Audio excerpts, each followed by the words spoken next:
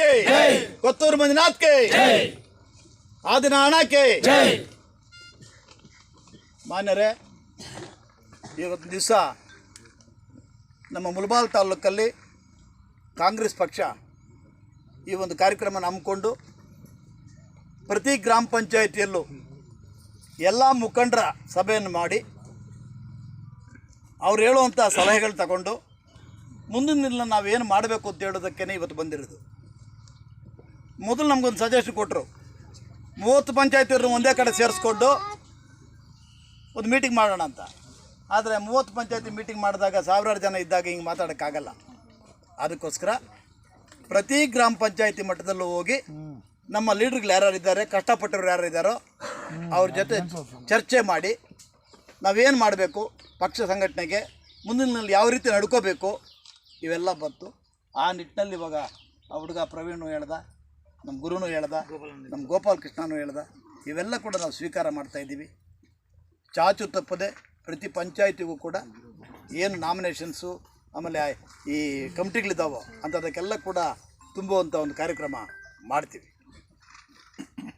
ಆ ನಿಟ್ಟಿನಲ್ಲಿ ಇವತ್ತು ಬಂದಿರೋದು.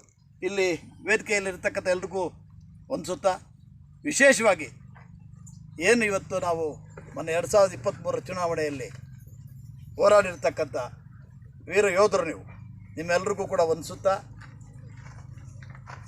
ಹೇಳಬೇಕಾದ್ರೆ, ಚುನಾವಣೆಯಲ್ಲಿ ಸೋತು ಅನ್ನೋದು ನಿಜವಾಗ್ಲೂ ಅದು ಸೋಲಲ್ಲ. ಭಾಳಷ್ಟು ಕಾರಣಗಳಿದ್ದಾವೆ. ನಾಗೇಶ್ ಇರ್ಬೋದು, ಕೊತ್ತೂರು ಮಂಜುನಾಥ್, ನಾವೇನು ಅಂದ್ಕೊಂಡ್ಬಿಟ್ವೋ ಕೊತ್ತೂರು ಮಂಜುನಾಥೇ ನಮ್ಮ ಕ್ಯಾಂಡಿಡೇಟ್ ಅಂತೇಳಿ ಲಾಸ್ಟ್ ಕೊನೆ ದಿವಸದವರೆಗೂ ಇಟ್ಕೊಂಡು, ಅದಕ್ಕೆ ಮೊದಲು ಯಾರು ನಮ್ಮ ಕ್ಯಾಂಡಿಡೇಟ್ ಅಂತ ಆಲ್ಟರ್ನೇಟ್ ಯಾರನ್ನೂ ಇಟ್ಕೊಂಡಿರಲಿಲ್ಲ. ಆದಿನಾರಾಯಣವರು ನಾಮಿನೇಷನ್ ಹಾಕೋ ದಿವಸನೇ ಕ್ಯಾಂಡಿಡೇಟ್ ಅಂತ ಬಂದಿದ್ದು, ಅದಕ್ಕೆ ಮೊದಲು ಒಂದು ದಿವಸ ಕೂಡ ಬರಲಿಲ್ಲ. ಆದಿನಾರಾಯಣ ಯಾವುದೇ ಊರಿಗೆ ಹೋಗಿ ಹಳ್ಳಿಗಳಿಗೆ ಹೋಗಿ ಜನರ ಹತ್ರ ಹೋಗಿ ಕೈಯೋ ಕಾಲು ಇಟ್ಕೊಳ್ಳೋದು ಸಮಯ ಇಲ್ಲ. ಇತ್ತ ಖಾಲಿ ನಾಮಿನೇಷನ್ ದಿವಸ, ಆಮೇಲೆ ಬರೀ ಸಂತೆಗಳಿಗೆ ಬರೋದು, ಹೆಡ್ ಕ್ವಾರ್ಟರ್ಗಳಿಗೆ ಬರೋದು ಇಷ್ಟೇ ಆಗೋಯ್ತು. ಇದೆಲ್ಲಕ್ಕಿಂತ ಮುಖ್ಯವಾಗಿ ಇಲ್ಲಿ ನಮಗೆ 3 ಟ್ರಯಾಂಗ್ಯುಲರ್ ಫೈಟ್ ಇತ್ತು. ಕಾಂಗ್ರೆಸ್ಸು, JDS, ಬಿ ಜೆ ಪಿಯವರು ಉತ್ತಮವಾದಂಥ ಅಭ್ಯರ್ಥಿ ಇದ್ದ, ಒಳ್ಳೆ ಹುಡುಗ ಪಾಪ. ಅದಕ್ಕೆ ನಾವು ನಿರೀಕ್ಷೆ ಮಾಡಿದ್ದು 25-30 ಸಾವಿರ ಓಟ್ ತಗೊಳ್ತಾರೆ ಅಂದ್ಕೊಂಡು. ಆದರೆ ದುರಾದೃಷ್ಟವಶಾತ್ 9,000 ಕೇಳಿದ್ಬಿಟ್ರು. ಬಹುಶಃ JDS ಅವರು BJP ಅವರು ಮ್ಯಾಚ್ ಫಿಕ್ಸಿಂಗ್ ಆಗಿತ್ತೋ ಏನೋ ನಮಗೆ ಗೊತ್ತಿಲ್ಲ. ಆದರೆ ಒಳ್ಳೆ ಅಭ್ಯರ್ಥಿ ಪಾಪ, ಆಕ್ಟಿವಾಗಿ ಓಡಾಡ್ತಾ ಇದ್ದ. ಅದು ಭಾಳ ಹಿಂದೆ ಬಿದ್ದುಬಿಟ್ಟ. ಆ ಓಟ್ ಕೂಡ ಕನ್ವರ್ಟ್ ಆಗಿ JDSಗೆ ಹೋಗ್ಬಿಡ್ತು. ಅಲ್ಲಿ ನಮ್ಗೆ ಹೊಡೆತ ಬಿತ್ತು.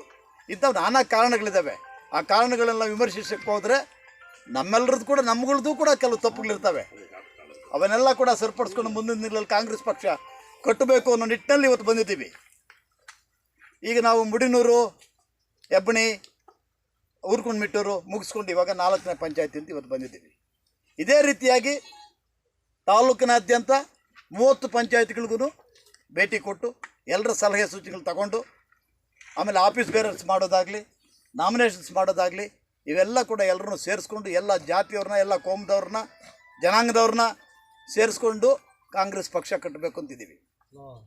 ಅದ್ರ ಜೊತೆಗೆ ಇವತ್ತು ನಮ್ಮ ಬಜೆಟಲ್ಲಿ ಸಿದ್ದರಾಮಯ್ಯನವರು ಮಂಡಿಸಿರ್ತಕ್ಕಂಥ ಬಜೆಟಲ್ಲಿ ಏನು ಈ 5 ಗ್ಯಾರಂಟಿಗಳಿತ್ತು ಅಪ್ಪ, ಬಸವರಾಜಪುರ ಇದು ಮೊಬ್ರು ಪಲ್ಯ ಇದು, ಈ 5 ಗ್ಯಾರಂಟಿಗಳು ನಿಜವಾಗ್ಲೂ ಇವತ್ತು ಯಾವುದೇ ಹೆಣ್ಣುಮಗಳನ್ನ ಕೇಳಲಿ, ಅವ್ರಿಗೆ ಉಪಯುಕ್ತ ಆಗಿದೆಯಾ ಇಲ್ವ ಅಂತ ಹೇಳ್ತಾರೆ, ಪ್ರಯೋಜನ ಆಗಿದೆಯಾ ಇಲ್ವ ಅಂತ. ಬೇರೆಯವ್ರು ಕೆಲವ್ರಿಗೆ ಹೊಟ್ಟೆ ಕಿಚ್ಚಿರ್ಬೋದು. ಅದಕ್ಕೊಂದು ಉದಾಹರಣೆ ಹೇಳ್ತೀನಿ. 2 ಕತ್ತೆಗಳಿತ್ತಂತೆ, ಒಂದಕ್ಕೆ ವಿಪರೀತ ಗಾಯಗಳಾಗ್ಬಿಟ್ಟಿತ್ತಂತೆ. ಚೆನ್ನಾಗಿರೋ ಕತ್ತೆ ಬಂದು ಕೇಳ್ತಂತೆ, ಯಾಕೆ ಇಷ್ಟು ಗಾಯಗಳಾಗಿದೆಯಾ ಅಂತ. ಏನು ಮಾಡೋದು, ನಮ್ಮ ಓನರ್ ನನ್ನ ವಿಪರೀತ ಹೊಡಿತಾನೆ ಅಂದಂತೆ. ಹಾಗಾದರೆ ನಿಮ್ಮ ಓನರ್ ಬಿಟ್ಬಿಟ್ಟು ಬಂದ್ಬಿಟ್ಟು ನನ್ನ ಹತ್ರ, ನೀನು ಯಾಕೆ ಹೊಡ್ಸ್ಕೊಳ್ತೀಯ ನೋಡಿ, ನಮ್ಮ ಓನರ್ ನಾನು ಹೊಡೆಯೋದೇ ಇಲ್ಲ ಎಷ್ಟು. ಆವಾಗ ಗಾಯ ತಿಂದಿರ್ತಕ್ಕಂಥ ಕತ್ತೆ ಹೇಳ್ತಂತೆ, ಏನಿಲ್ಲ, ನಮ್ಮ ಓನರ್ಗೆ ಒಳ್ಳೆ ಮಗಳು ಬಿಡ್ತಾಳೆ, ಯಾವಾಗಾದ್ರೂ ಅವಾಗ ಬೈದಾಗ ఈ గాడికి పెళ్లి చేస్తాను నేను అంటా ఉండే ఆయనకి ఇచ్చి అచ్చా దీని వస్తుందేమో నన్ను పెళ్లి చేస్తాడేమో అని చెప్పి కాస్తా ఉన్నాను అంటున్నాను అచ్చా దీని అయ్యాక అంతేಳಿ ಕತ್ತೆ ನನಗೂ ಹಚ್ಚೋ ದಿನ ಆಗತ್ತೆ ಬರುತ್ತೆ ಅಂತೇಳಿ ಅಂದರೆ ಏನು ಏನಾದರೂ ಕೋಪ ಬಂದಾಗ ಹುಡುಗಿನ ಏಯ್ ನೀನು ಹಿಂಗೆಲ್ಲ ಮಾಡಿದ್ರೆ ಈ ಕತ್ತೆ ಕೊಟ್ಟು ಮದುವೆ ಮಾಡ್ತೀನಿ ಅಂದಂತೆ. ಅದಕ್ಕೆ ಆ ಕತ್ತೆ ಕಾಯ್ತದ್ದು ಏಟ್ಗಳು ತಿಂದರೂ ಪರವಾಗಿಲ್ಲ, ಗಾಯಗಳಾದರೂ ಪರವಾಗಿಲ್ಲ ಅಂತ. ಹಂಗೆ ನಾವು ಹಚ್ಚೋ ದಿನಗಳು ಬರುತ್ತೆ ಅಂತೇಳಿ BJP ಅವ್ರು ಹೇಳಿರ್ತಕ್ಕಂಥ ಮೋಸ. GST ಕಾಂಗ್ರೆಸ್ ಅವ್ರು ಮಾಡಿದ್ರೆ ಬೇಡ ಅಂತ ಹೇಳಿದ್ರು, ಇವಾಗ ಅದಕ್ಕೆ ಬಂದಿದ್ದಾರೆ. ಆಧಾರ್ ಕಾರ್ಡ್ ಮಾಡಿದ್ರೆ ಬೇಡ ಅಂತ ಹೇಳಿದ್ರು, ಅದಕ್ಕೆ ಬಂದಿದ್ದಾರೆ. ಆಯಿತು, ಇಷ್ಟೆಲ್ಲ ಹೇಳ್ತಾರೆ. ಸಿದ್ದರಾಮಯ್ಯನವರು ಈ 5 ಗ್ಯಾರಂಟಿಗಳು ಏನು ಕೊಟ್ಟಿದ್ದಾರೆ ಅವ್ರು ಕೊಡೋಕ್ಕೆ ಸಾಧ್ಯ ಇಲ್ಲ, ನಿಲ್ಲಿಸ್ಬಿಡ್ತಾರೆ, ಎಲೆಕ್ಷನ್ಗೆ ಓಟ್ ಹಾಕ್ಸ್ಕೊಂಡು ಅಂತ ಹೇಳಿದ್ರು. ಆಯಿತು, ನಮ್ದಿರಲಿ, ನಿಮ್ಮದೇನು, ನಿಮ್ಮನೇದೇನು. ಒಬ್ಬೊಬ್ಬ ರೈತನಿಗೆ 15,000 ರೂಪಾಯಿ ಕೊಡ್ತೀವಿ, ಸ್ವಿಸ್ ಬ್ಯಾಂಕಲ್ಲಿ ದುಡ್ಡಿದೆ ತಗೊಂಡು ಬಂದು ಕೊಡ್ತೀವಿ ಅಂತಂದ್ರು. ಯಾರಿಗಾದ್ರೂ ಬಂದಿದ್ಯಪ್ಪ? 15 ಲಕ್ಷ, ಸಾರಿ 15 ಲಕ್ಷ ಒಂದು ತಲೆಗೆ ಕೊಡ್ತೀವಿ ಅಂತಂದ್ರಲ್ಲ, 15 ರೂಪಾಯಿ ಏನಾದರೂ ಬಂದಿದೆಯಾ? ಇವತ್ತು ನುಡಿದಂತೆ ನಡೆದಂಥ ಸರ್ಕಾರ ಅಂತಂದರೆ ಅದು ಸಿದ್ದರಾಮಯ್ಯನವ್ರ ಕಾಂಗ್ರೆಸ್ ಸರ್ಕಾರ. ಏನು ಮಾತು ಕೊಟ್ಟಿದ್ರು ಸಿದ್ದರಾಮಯ್ಯನವರು ಮತ್ತು DK ಶಿವಕುಮಾರ್ ಅವರು, ದುಡಿದಂತೆ ನಡೆದಿದ್ದಾರೆ. ಹೆಣ್ಣು ಮಕ್ಕಳಿಗೆ 2,000 ಕೊಡ್ತೀವಿ ಅಂತಿದ್ದಾರೆ, ಕೊಟ್ಟಿದ್ದಾರೆ. ಬಸ್ ಫ್ರೀ ಅಂದಿದ್ದಾರೆ, ಬಸ್ ಕೊಟ್ಟಿದ್ದಾರೆ. ಕರೆಂಟ್ ಫ್ರೀ ಅಂದಿದ್ದಾರೆ, ಕರೆಂಟ್ ಕೊಟ್ಟಿದ್ದಾರೆ. ಯಾವುದಾದ್ರು ತಪ್ಪಿದ್ದೀವಾ? ಇವತ್ತು ನಾವು ಕಾಂಗ್ರೆಸ್ ಅವರು ಎದೆ ಮೇಲೆ ಕೈ ಹಾಕ್ಕೊಂಡು ಧೈರ್ಯವಾಗಿ ಹೋಗಿ ಮತ ಕೇಳ್ಬೋದು. ಏನಂತಂದರೆ ನಾವು ಏನು ಹೇಳಿದ್ದೀವೋ ಅದನ್ನು ನಡ್ಕೊಂಡಿದ್ದೀವಿ, ನಮ್ಗೆ ಓಟ್ ಕೊಡಿ ಅಂತ. ನಿಜವಾಗ್ಲೂ ಇವತ್ತೇನಾದರೂ ಕಾಂಗ್ರೆಸ್ ಸರ್ಕಾರ ಕಳ್ಕೊಂಡ್ರೆ ಈ 5 ಗ್ಯಾರಂಟಿಗಳು ಕೂಡ ಕಳ್ಕೊಂಡಂಗೆ ಆಗತ್ತೆ. ಆದ್ದರಿಂದ ಬೂತ್ ಮಟ್ಟದಲ್ಲಿ ಈಗೇನೋ ಪಂಚಾಯತಿ ಮಟ್ಟಕ್ಕೆ ಬಂದಿದ್ದೀವಿ, ಪಂಚಾಯತಿಯಲ್ಲಿ ಮಾತಾಡ್ತಾ ಇದ್ದೀವಿ. ನೆಕ್ಸ್ಟು ಬೂತ್ ಮಟ್ಟಕ್ಕೆ ಬರ್ತೀವಿ.